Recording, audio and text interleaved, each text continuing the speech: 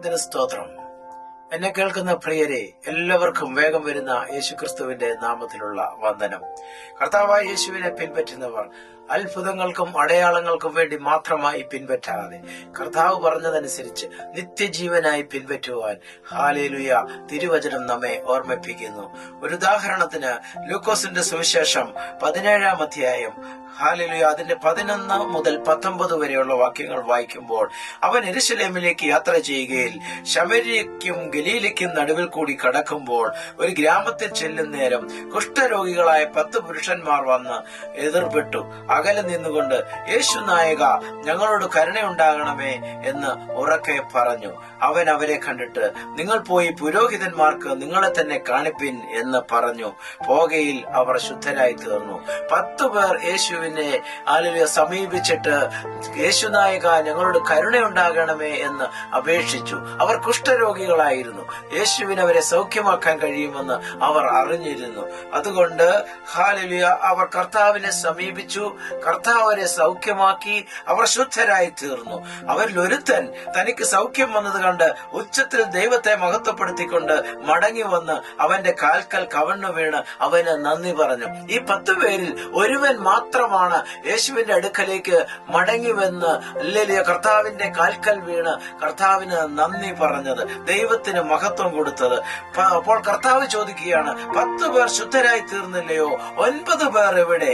ഈ അന്യജാതിക്കാരനല്ലാതെ ദൈവത്തിന് മഹത്വം കൊടുപ്പാൻ മടങ്ങി വന്നവരായി ആരെയും കാണുന്നില്ലല്ലോ എന്ന് യേശു പറഞ്ഞിട്ട് അവനോട്, എഴുന്നേറ്റ് പോയിക്കൊള്ളുക, നിന്റെ വിശ്വാസം നിന്നെ രക്ഷിച്ചിരിക്കുന്നു എന്ന് പറഞ്ഞു. ഹല്ലേലൂയ ദൈവത്തിന് മഹത്വം കൊടുപ്പാനായി മടങ്ങി വന്ന ആ ഒരുവനെ കുറിച്ച് കർത്താവായ യേശു പറഞ്ഞു, എഴുന്നേറ്റ് പോയിക്കൊള്ളുക, നിന്റെ വിശ്വാസം നിന്നെ രക്ഷിച്ചിരിക്കുന്നു. ഹല്ലേലൂയ ദൈവത്തെ മഹത്വപ്പെടുത്തുവാൻ ആമേൻ ഈ ശുദ്ധനായി തീർന്ന കുഷ്ഠരോഗി ഹല്ലേലൂയ തീരുമാനിച്ചതുകൊണ്ട് അവന്റെ ആത്മാവിന് നിത്യരക്ഷ പ്രാപിക്കുവാൻ കഴിഞ്ഞു.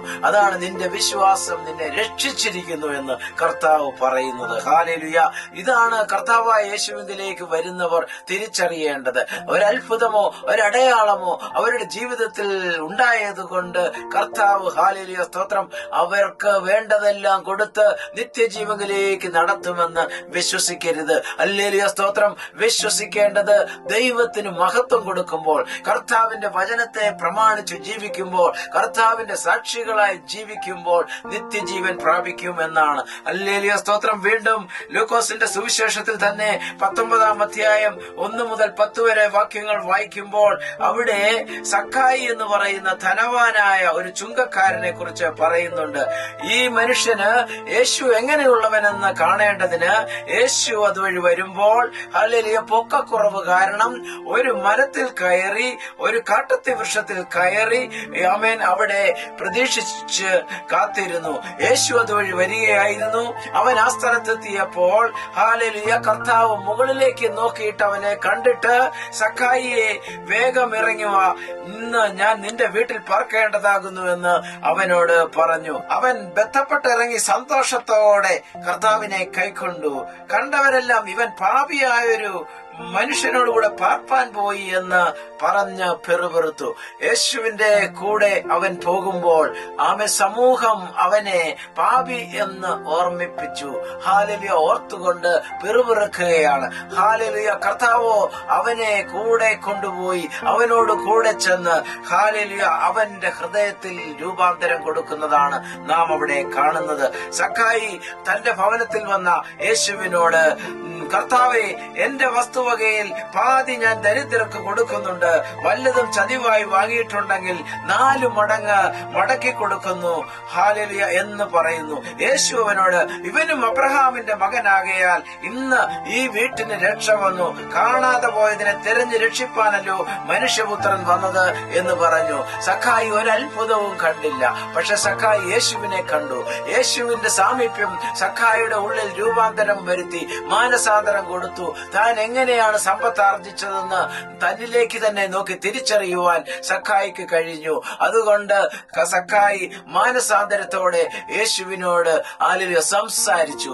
അതുകൊണ്ട് കർത്താവായ യേശു പറയുന്നു, ഇവനും അബ്രഹാമിന്റെ മകനാകയാൽ ഇന്ന് ഈ വീട്ടിന് രക്ഷ വന്നു. അബ്രഹാമിന്റെ മകൻ എന്ന് കർത്താവ് പറയുമ്പോൾ അബ്രഹാമിന്റെ വിശ്വാസമുള്ളവൻ എന്ന് ഹല്ലേലൂയ നാം ഓർക്കണം. ആമേൻ. കർത്താവ് പറയുന്നു ഇവൻ വിശ്വാസമുള്ളവനും, ആമേൻ സ്തോത്രം, ഹല്ലേലൂയ, ഇവൻ മാനസാന്തരമുള്ളവനുമായി തീർന്നതിനാൽ അവന് രക്ഷ വന്നിരിക്കുന്നു.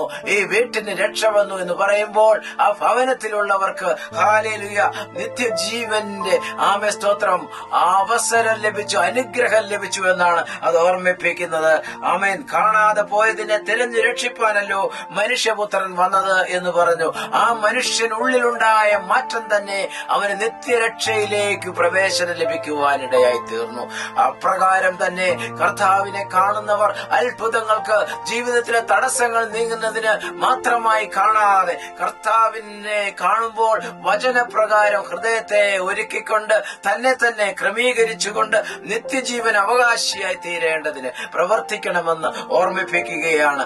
ഈ ദൈവത്തെ മഹത്വപ്പെടുത്തുവാൻ കുഷ്ഠരോഗികളിൽ ഒരുവൻ മടങ്ങി വന്നതുപോലെ ദൈവത്തെ മഹത്വപ്പെടുത്തി ക്രിസ്തു ചെയ്ത അത്ഭുതത്തിന്റെ സാക്ഷിയായി നിന്നുകൊണ്ട് ക്രിസ്തുവിന്റെ വചനങ്ങളെ പ്രമാണിച്ചുകൊണ്ട് നിത്യജീവൻ പ്രാപിക്കാൻ ഈ സന്ദർഭങ്ങൾ നമ്മെ ഓർമ്മിപ്പിക്കുകയാണ്. വീണ്ടും യോഹന്നാന്റെ സുവിശേഷം 6-ാം അധ്യായം 26-ഉം 27-ഉം വാക്യങ്ങൾ നമ്മൾ വായിക്കുമ്പോൾ അതിൽ ഇപ്രകാരം എഴുതിയിരിക്കുന്നു.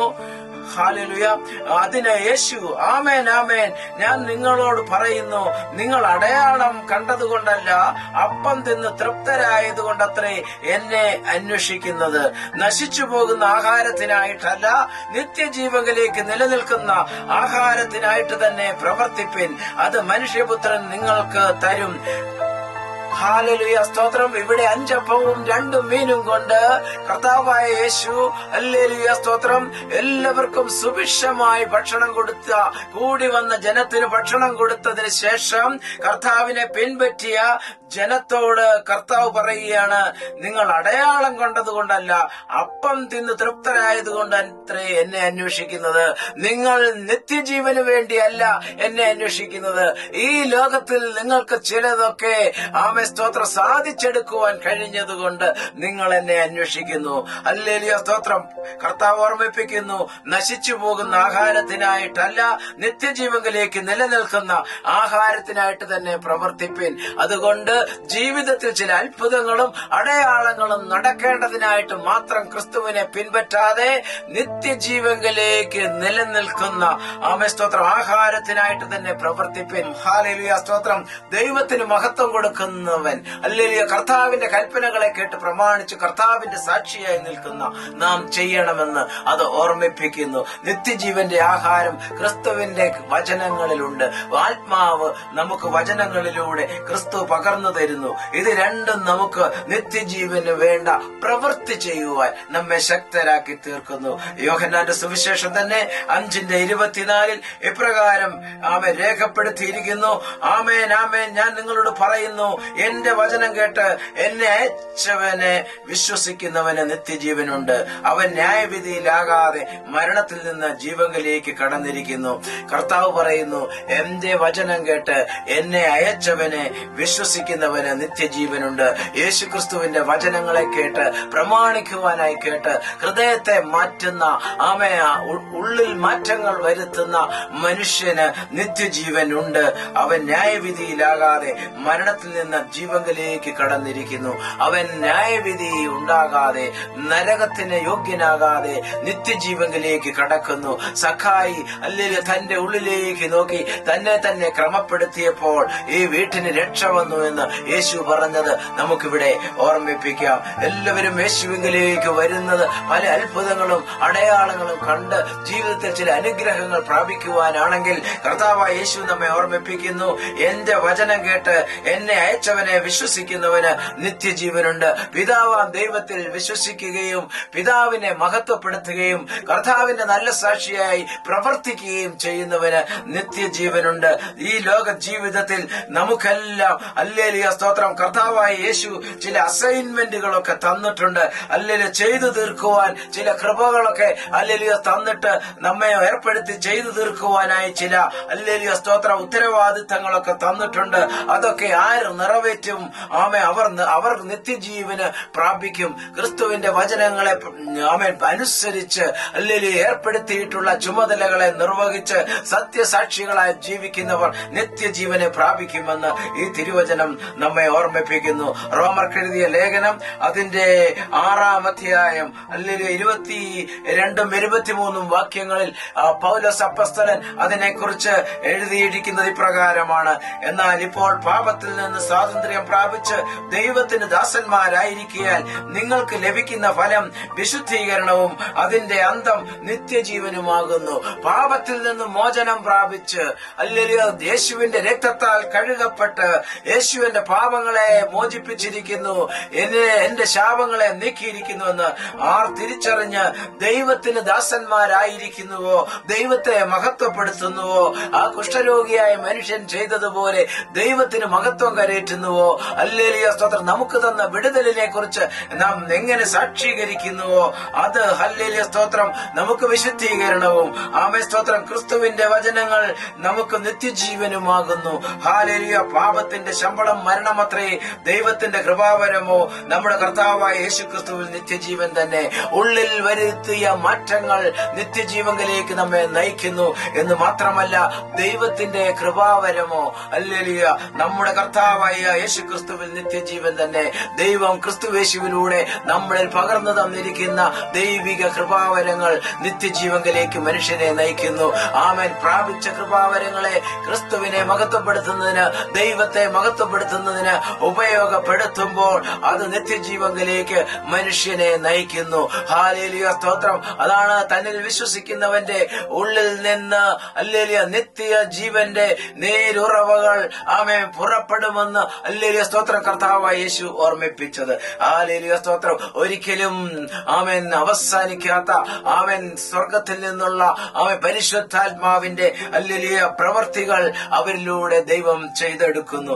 ആമേൻ സ്തോത്രം. ആ ദൈവിക കൃപാവരങ്ങളും ക്രിസ്തുവിന്റെ വചനങ്ങളും ആമേൻ സ്തോത്രം നമ്മെ നിത്യജീവൻ അർഹരാക്കി തീർക്കുന്നു. ക്രിസ്തുവിന്റെ സുവിശേഷം ഹല്ലേലൂയ നാം പിൻപറ്റുമ്പോൾ നിത്യൻ ജീവന് വേണ്ടി തന്നെ പിൻപറ്റുവാൻ, ഹല്ലേലൂയ അതിനുവേണ്ടി തന്നെ പ്രവർത്തിപ്പാൻ, ഹല്ലേലൂയ നശിച്ചു പോകുന്ന ആഹാരത്തിനായിട്ടല്ല, ആമേൻ സ്തോത്രം നശിക്കാത്ത നിത്യജീവനായിട്ട് ഹല്ലേലൂയ പിൻപറ്റുവാൻ ഇത് നമ്മെ ഓർമ്മിപ്പിക്കുന്നു. കർത്താവിന്റെ വരവ് അടുത്തിരിക്കുന്ന ഈ സമയത്തിൽ ഹല്ലേലൂയ ഒരുക്കമുള്ളവരായി, ഹല്ലേലൂയ തന്നിരിക്കുന്ന പ്രവർത്തികളെ തികയ്ക്കുന്നവരായി, ഹല്ലേലൂയ സ്തോത്രം ഉത്സാഹത്തോടുകൂടെ സുവിശേഷത്തിൽ ഹല്ലേലൂയ നിൽക്കുന്നവരായി, ആമേൻ കർത്താവ് നമ്മെ ശിഷ്യന്മാരാക്കി നിർത്തിയത് ഹല്ലേലൂയ സ്തോത്രം അനുഗ്രഹത്തിനായി മാറ്റിക്കൊണ്ട് കർത്താവ് നമ്മെ ഹല്ലേലൂയ ഈ പാതയിലൂടെ നടത്തുവാൻ അനുഗ്രഹിക്കുമാറാകട്ടെ. ഇന്ന് ഈ വചനങ്ങൾ കർത്താവ് നമുക്ക് അനുഗ്രഹമാക്കി മാറ്റട്ടെ. എന്നെ കേൾക്കുന്ന പ്രിയ എല്ലാ ജനങ്ങൾക്കും കർത്താവിന്റെ വചനപ്രകാരമുള്ള ഒരു വലിയ വിടുതൽ ഉണ്ടാകുവാൻ കർത്താവ് കൃപ ചെയ്യുമാറാകട്ടെ.